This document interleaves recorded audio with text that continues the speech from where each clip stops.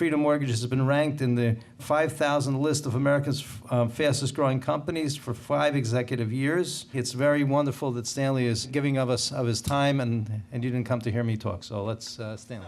Thank you. Thank you very much. I appreciate you having me here today. Appreciate it. Well, it's very kind of you to listen to me because I don't really have that much to say. So I'll try and keep you somewhat amused and let you digest your lunch. And I'll try and share with you some of my experiences and the things that I've been through. I thought it was first of all, that's a great tradition where everybody stands up and introduces themselves, talks a little bit about what they do. I was really captured by the conversation of the rabbi before I came up, as this is a period of sadness, and I'm certainly the right speaker for that. I'm typically sad, or about to get news that'll make me sad. But let's see if we can convert to the theory of joy of us being here. And I think that as people that operate, as many of you do, working with others and providing advice or running a business, have challenges every day with customers. And I'm very excited for our firm. We've been in business for 30 years. We started as me, and I had myself for company, and then we were able to add a person and create a customer. And this past month, we just celebrated creating our 1 millionth customer whose mortgage is with us, that we collect their payments every month. And that's a pretty big deal for us. We have about $200 billion of mortgages that we collect on a monthly basis. So that takes quite a few people. We employ about 5,000 people. We have headquarters here in Mount Laurel, as my introduction showed, but we also have a very large headquarters in Indianapolis, Fishers, Indiana.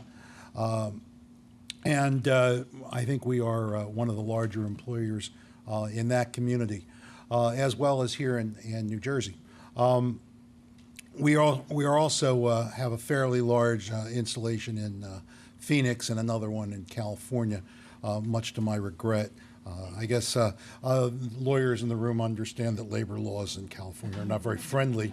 And my meeting before I came here was with our attorney, who was explaining to me some of the pitfalls that face people that run businesses that are in the Republic of California.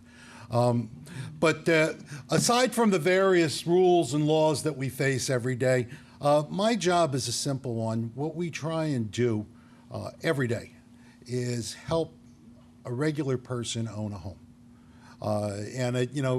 When I thought about a career and how could I build a business, I kind of went back to 3rd grade and said, well, food, clothing, shelter. So I should pick one of those 3.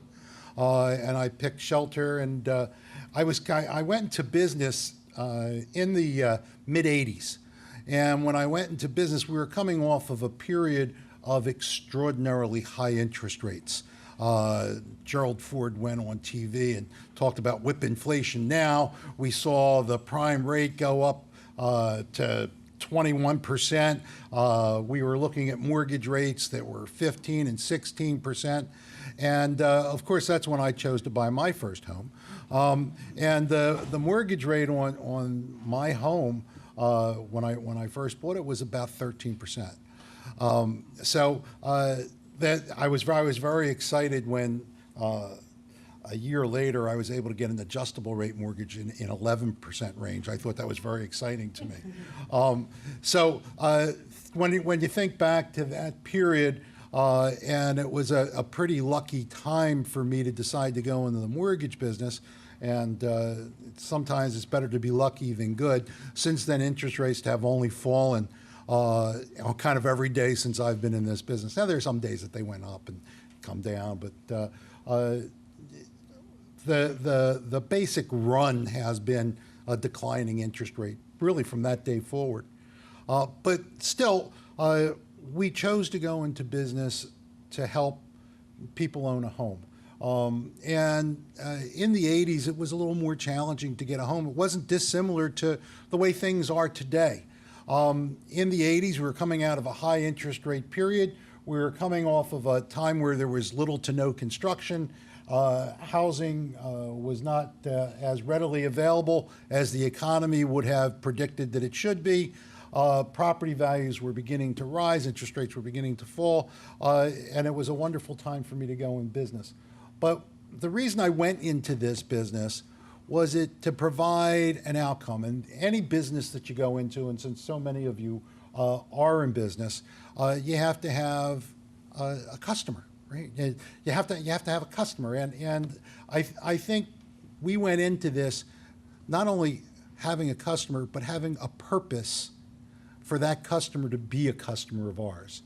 I really believe that owning a home is one of the very few ways that an individual, a regular guy, a person that runs a small business, that works for a company, can use the same style of leverage that a business does. So when we want to use capital in my business, and my business is the ultimately levered business in the world, basically our product is a derivative of a derivative of a derivative. But at the end of the day, we are very levered. But the regular guy doesn't have that many opportunities to lever his wealth.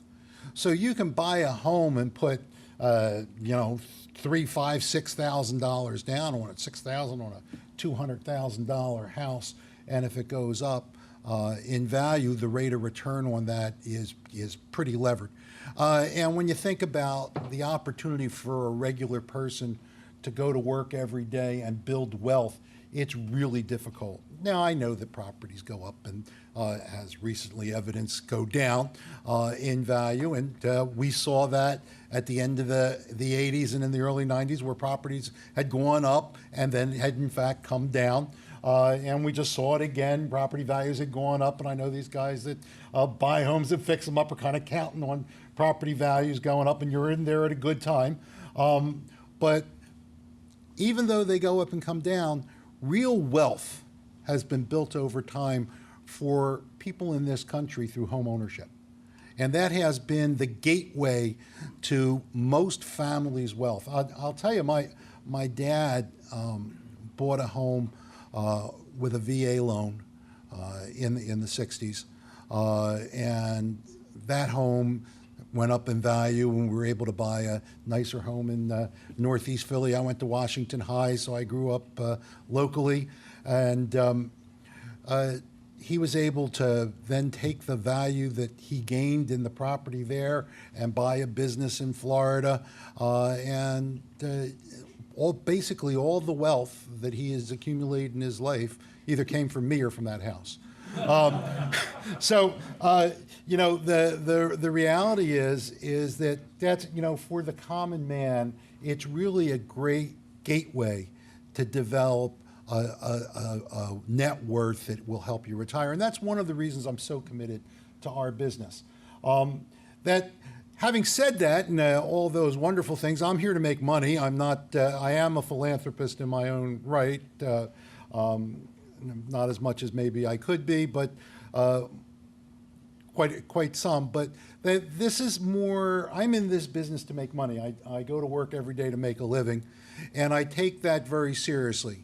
I'm lucky to have my son with me here today, which is a pleasure every day of my life, even though he doesn't know that I'm trying to teach him and help him learn.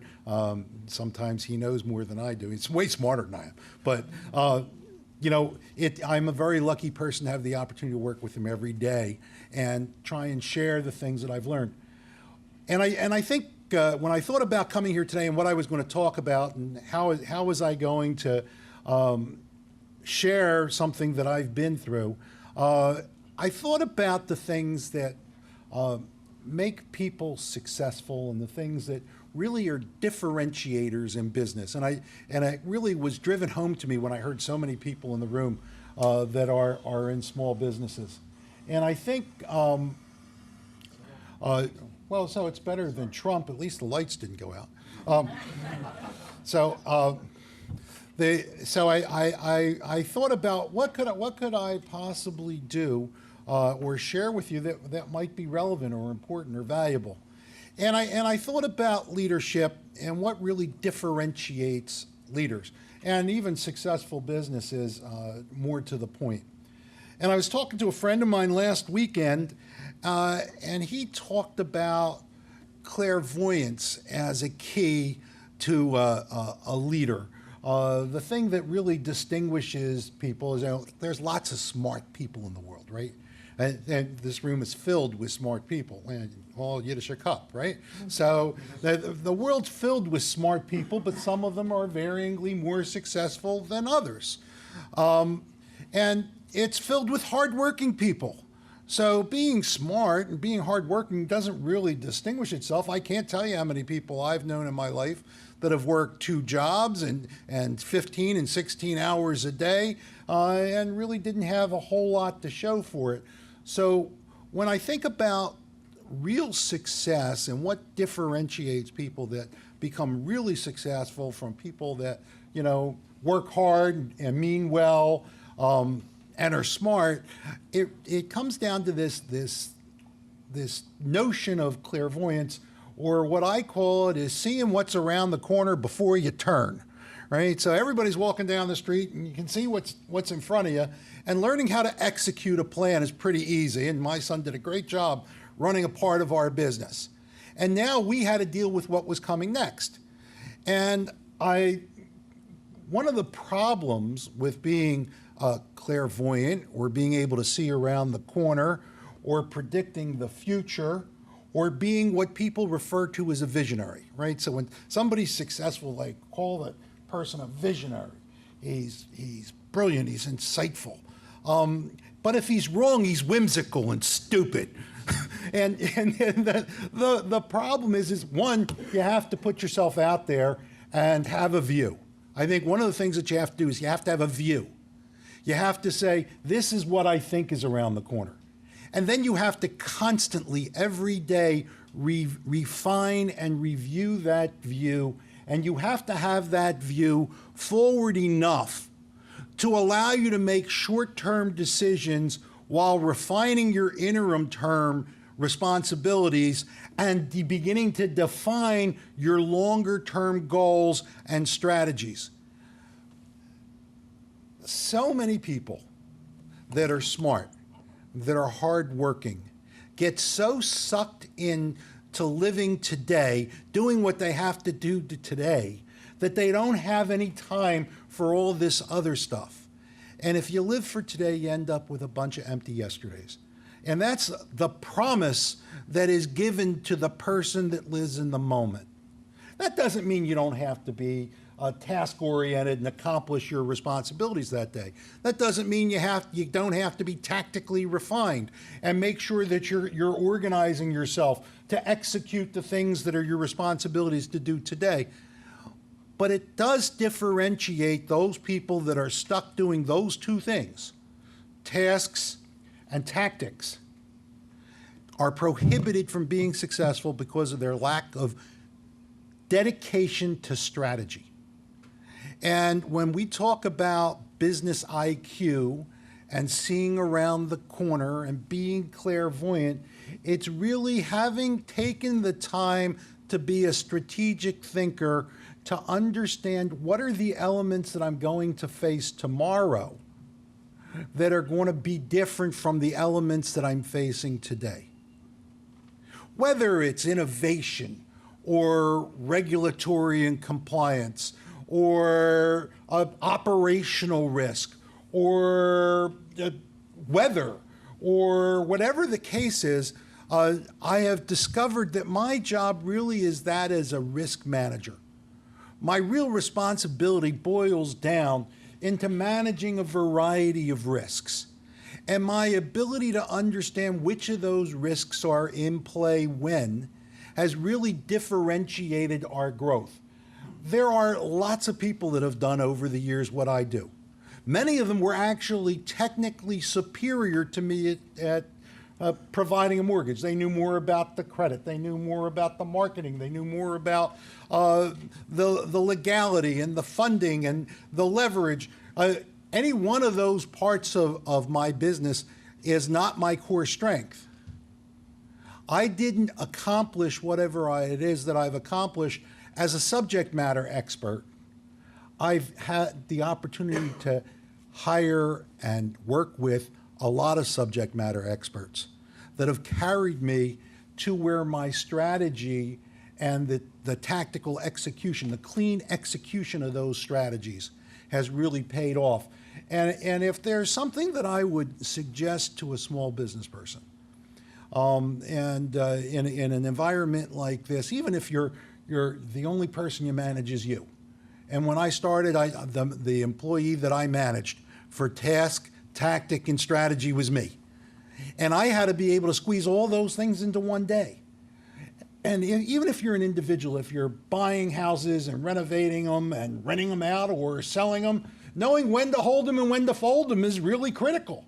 And having that be part of your plan is really critical. If you're running an insurance agency or a relief agency, knowing what it is you want to accomplish and what are your responsibilities along those paths, and don't let those things get in the way of performing your tasks. And understanding these three elements are probably the biggest thing that any of us face through the course of our business lives or our professional lives. And being able to face these things and then apply that expertise that we garner over time. Because each and every one of us are an accumulation today of everything that we've done prior. Everything I've done my entire life has prepared me for this moment. What I do with this moment has a lot to do with what I've done with the previous moments and what I've prepared for in future moments. So my course is clear. That is a gift. And it's a gift you get to give yourself. Because you don't have to be brilliant. There's no trick to seeing the future. If you take the time to look, it'll bite you in the leg. Most of the things that I think about are very obvious to me. I don't know that they're obvious to all, but they're very obvious to me. Many years ago, when I first started in this business, I met a young man who wasn't very young, actually. He was far my senior, and he was a delightful person. And he took the time to tell me that real estate works in 10-year cycles. And if you go back over time and you think about it, there truly is a cycle to real estate.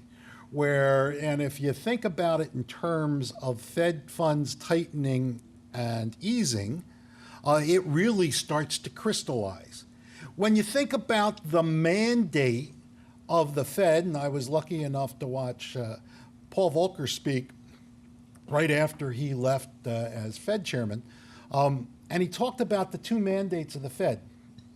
The Fed has a mandate to make sure that inflation is contained and that employment is high. That's their mandate. That's why they go to work every day. If you think about those two things, that leads you to conclusions as to the Fed loosening or tightening on credit, right? The monetary policy of our nation, which has a huge impact on virtually everything that we do, but particularly in my space. So I really focus in on that. And then I look at what's the impact of that on my business and what's the expected impact on that. So I quite often will tell a group of our executives when I'm speaking to them, look, you guys have to just execute the plan that we laid out. We're doing exactly what we're supposed to be doing, exactly the way we're supposed to be doing it. And this is what's going to happen next year, and this is what's going to happen in the next year. And in 22, we're going to do this. And in 23, we're going to do this. And in 24, we're going to do this. But in 28, we have to be wary of this. Because it's quite clear to me what's going to happen and how my business is going to behave. Well, each of you in your business have seen the same things. not in the same order or impacted by the same events or controlled by the same people, but each of you see the ebb and flow of the tide in your business. And if there is a message that I would like to bring home to you today, it would be to be sensitive and aware. Be sensitive and aware to people and things and environmental conditions that impact your business. Because it is only by being sensitive and aware that you can know things that are happening. And that's probably the worst crime all of us commit. We get sucked into the moment. And that is the one pitfall that's hardest to avoid. We get so used to doing things this way because we had success doing things this way. Because you did it this way and it worked here doesn't mean it always works all the time in all environments. Because you're successful doesn't mean you will stay successful. Because you failed doesn't mean you'll continue to fail. And probably the only way you ever get smarter is to fail, right? Because when you're successful, nobody can tell you anything. You know everything. So I think the key to all of us is that fundamental sensitivity and openness to understanding what's going on and to learn from others. And it's that ongoing self-improvement. You know, when people ask me, what is it that you want your business to do? Where are you looking for your business to go? How are you going to, take the next step? I only have one answer, is that we want to be better.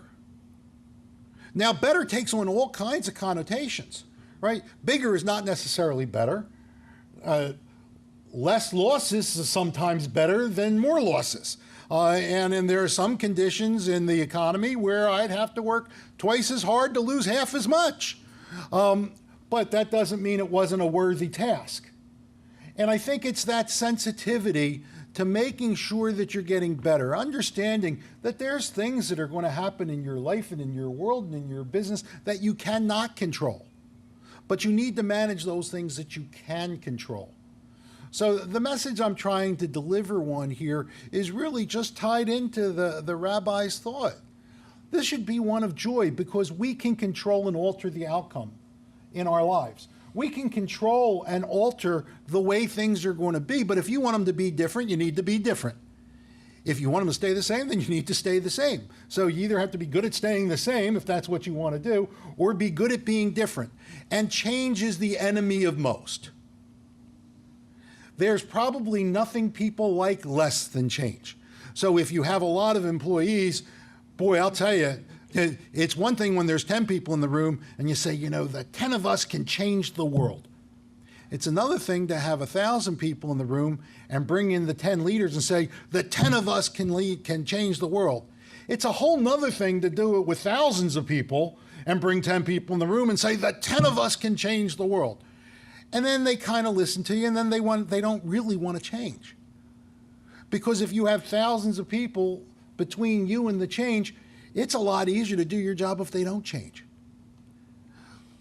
And that law of inertia is your biggest enemy in some cases.